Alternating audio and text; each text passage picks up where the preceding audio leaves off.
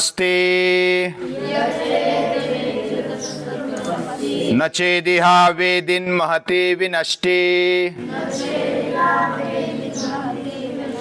भूतेषु भूतेषु विचित्य धीराः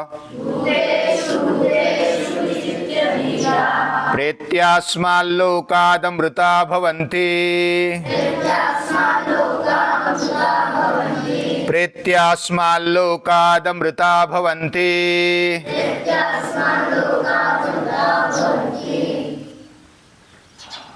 उपनिषद हमारी दादी माँ है, वह कठोर भी है और मृदु भी है, प्रेममयी है। वह हमारे जीवन में जो वास्तविकता है उसको समझाती है, और वह अगर नहीं समझते हैं तो फटकारती भी है। तो दोनों तरफ से वो हमें योग्य बनाना चाहती है, अच्छा बनाना चाहती है, उत्तम बनाना चाहती है। जैसे जीजा माता अपने बेटे को, अपने पोते को, संभाजी महाराज को, शिवाजी महाराज को स्वराज्य खड़ा करने के लिए खड़ा करना चाहती है, खुद खड़े हो जाए और स्वराज्य निर्माण करे। पहले तो खुद का जीवन बनाए, खुद को समझे, अपने आप को मजबूत बनाए, अपने मन को, अंतःकरण को मजबूत और शुद्ध बनाए, अंतरात्मा को पहचाने, और वही अंतरात्मा सभी में है, ये व्यापकता भी रखे। यानी अपने आप को जो पहचानता है वह सत्य को समझने के लिए काबिल बन जाता है। ये चेद वेदिदथ सत्यमस्ति। हमें जो ये मानवीय शरीर मिला, ये भौतिक जीवन मिला, ये विशेष है, और इसी मानवीय जीवन के द्वारा हम सत्य को जान सकते हैं, वास्तविकता जो भी है उसको समझ सकते हैं।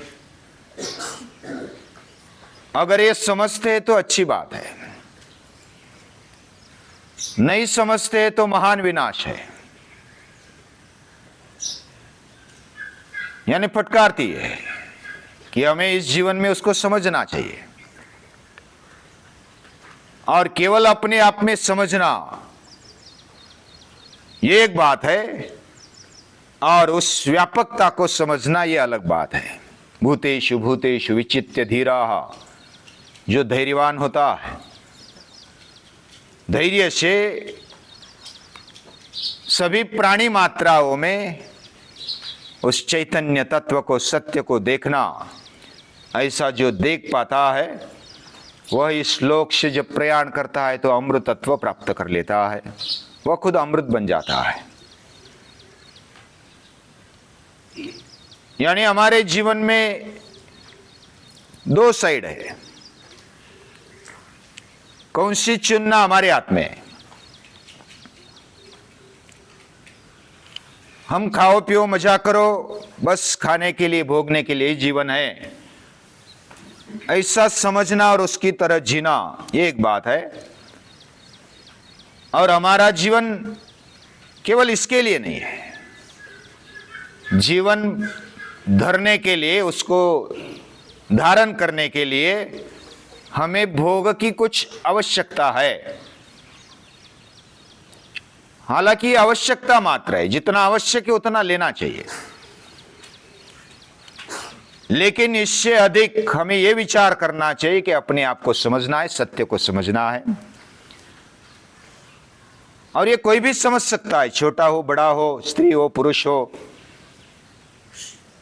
हमारे हिसाब से जाति पाति में श्रेष्ठ कनिष्ठ हो, जो भी मनुष्य बनकर के जन्मा है वह समझ सकता है।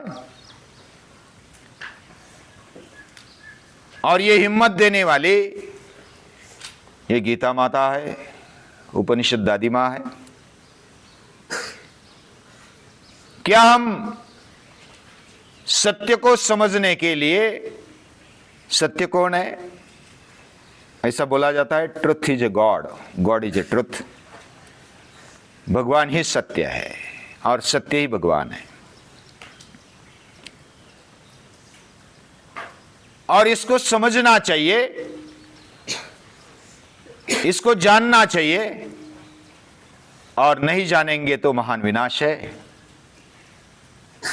लेकिन क्या हम समझते हैं, मानते हैं, या तो कुछ क्या आता है? भगवान शब्द सुनते ही, ईश्वर शब्द सुनते ही हमारे मन में क्या आता है? वस्तु स्थिति क्या है? हमने भगवान को देखा नहीं, हम अपने बाह्य चक्षु से, इंद्रियों से उसको नहीं देख पाते। ये हमारी वास्तविकता है। फिर क्या करेंगे? हम अजमाते हैं, हम अपने आप को आस्तिक बोलते हैं, क्योंकि हम नास्तिक है ऐसा भी नहीं बोल सकते और आस्तिक है ऐसा भी नहीं बोल पाते, क्योंकि हमने पूरा भगवान को माना नहीं है, प्रामाणिकता से माना नहीं है। प्रामाणिकता से मानने का मतलब क्या? सचमुच हम अनुभव करते हैं तो मानते हैं। हम मानते हैं लेकिन थोड़ा थोड़ा मानते हैं, अंदाजा लगाते हैं, अनुमान लगाते हैं कि कुछ ऐसी शक्ति होगी कि जो इस दुनिया को चला रही है, मेरे जीवन को चला रही है। ये अंदाजा है। तो हम नास्तिक भी नहीं है, आस्तिक भी नहीं है, बीच वाले हैं। और बीच वाले बहुत भयानक होते हैं। जैसे हमने कल देखा, जो मूर्ख है, जिसको कुछ लेना देना नहीं, वो बस आनंदी रहते, और जिसको सब कुछ समझता है वो भी आनंदी है। जो बीच वाले, वो इधर भी नहीं उधर भी नहीं, बीच, ऊपर नीचे आते रहते। लेकिन ये स्थिति हरेक के जीवन में आती है। उसको योग दर्शन में कौन सी स्थिति कही? विक्षिप्त। विक्षिप्त यानी कभी लगना कि ये अच्छा है, यानी हमारा चरित्र अच्छा बनना चाहिए, सुबह उठना चाहिए, योग करना चाहिए, एक भी दिन नहीं छूटना चाहिए, सातत्य से प्रार्थना करनी चाहिए, अभ्यास करना चाहिए। बड़ी बड़ी बातें हम करते हैं। कभी कभी ऐसा सोचते कि जाने दो, आज के दिन जाने देते, कल से फिर शुरू करेंगे।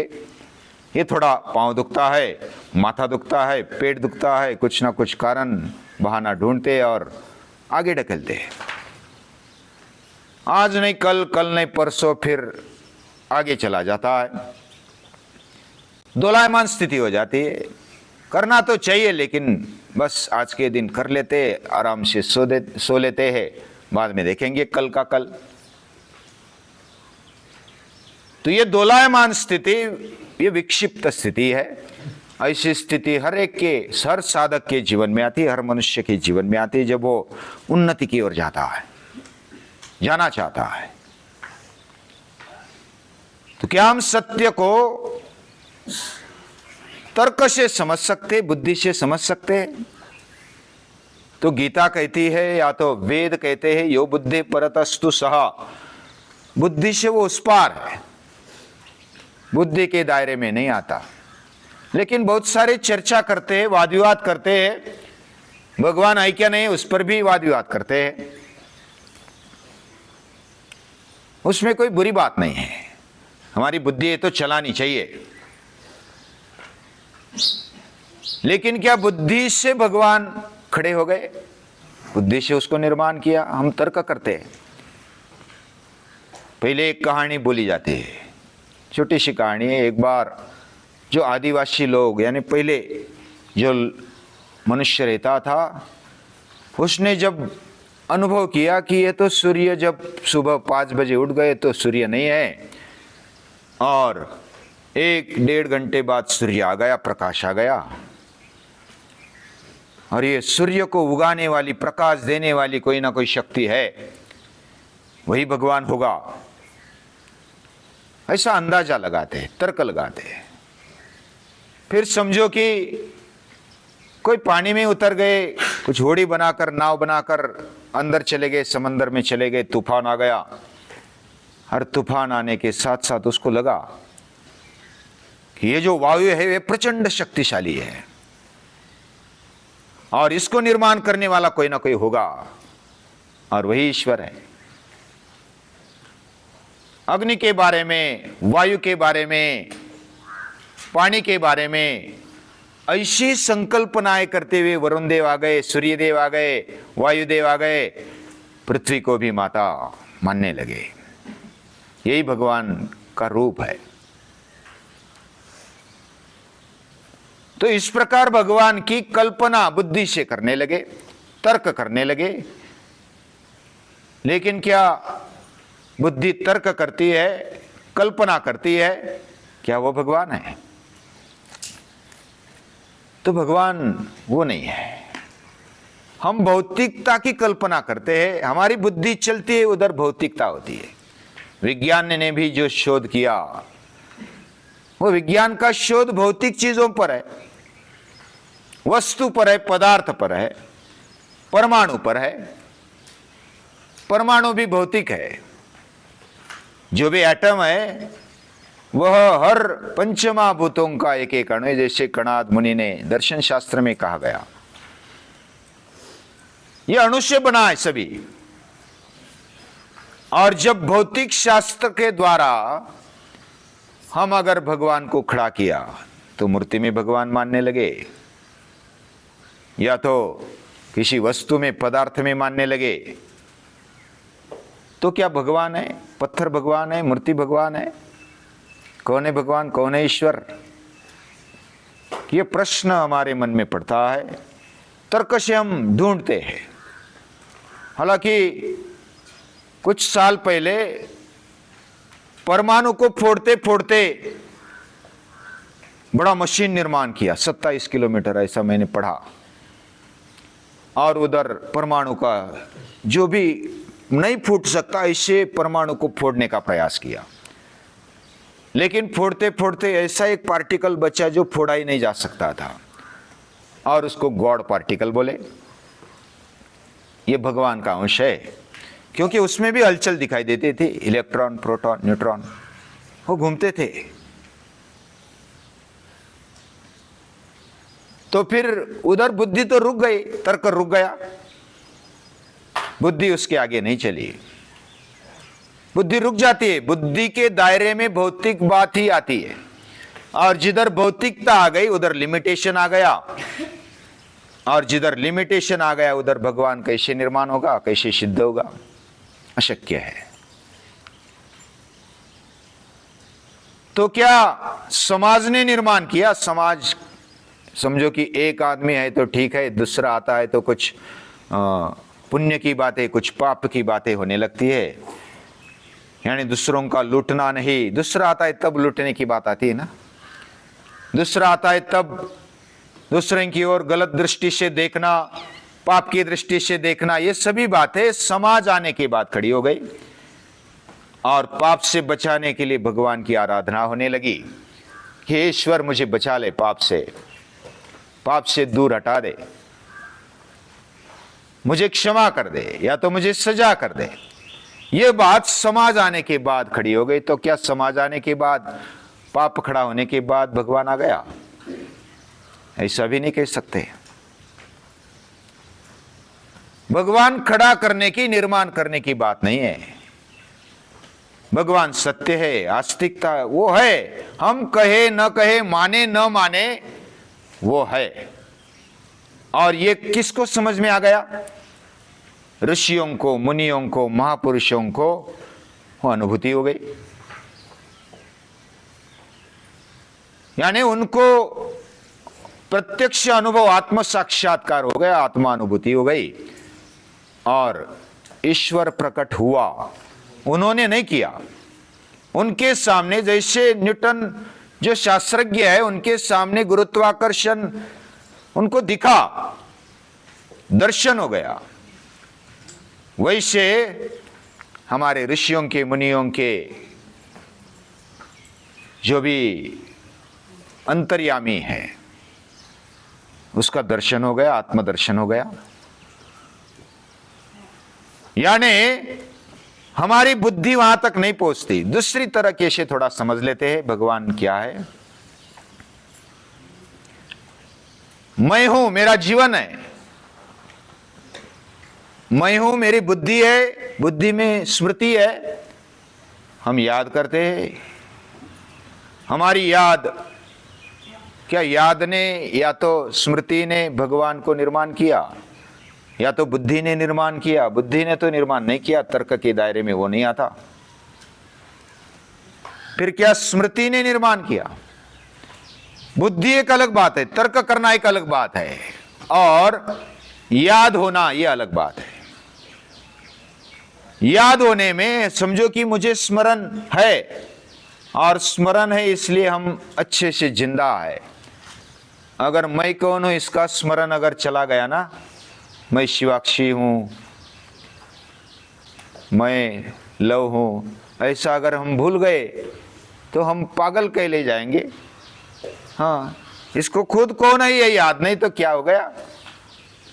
मेरा कौन है, ये कौन है, ये मैं किधर आ गया? समझो कि रात में भूल गए, समझो तो क्या होगा? बड़ी पंचायत होगी, मूर्ख कहे जाएंगे। इसकी स्मरण शक्ति चली गई। बुद्धि शक्ति समझो नहीं भी है तो भी हम अच्छे हैं, लेकिन स्मरण शक्ति अगर चली गई तो खलास, जीवन ही खलास है। ये आता है ना समझ में? मैं अपने आप को भूल गया, मेरे पत्नी को भूल गया, मेरे बेटों को भूल गया, मेरे कुटुंब को भूल गया, दुनिया को भूल गया तो चलेगा नहीं? ये स्मरण बहुत ही बड़ा है, बुद्धि से भी बड़ा है। बुद्धि से पहले स्मरण, मैं, मेरा भी स्मरण, मेरा यानी मैंपन का, ईगो का स्मरण होता है। मेरा मैंपन, मैं हूं ये लगता है, मैं उठ गया, मैं सो गया, तो मेरा ये स्मरण है। इसको शास्त्रीय भाषा में स्फुरण कहते हैं। अगर स्मरण के बारे में सोचेंगे तो स्मरण, जो भी हम बाह्य बातें स्मरण रखते हैं, याद रखते हैं, तो उसको इतिहास बोला जाता है। और जो अंतर्गत बातें हम स्मरण करते हैं, स्मृति में लाते हैं, तो उसको अध्यात्म कहा जाता है। मैं अपने आप को पहचानता हूं, मेरा स्मरण है मुझे।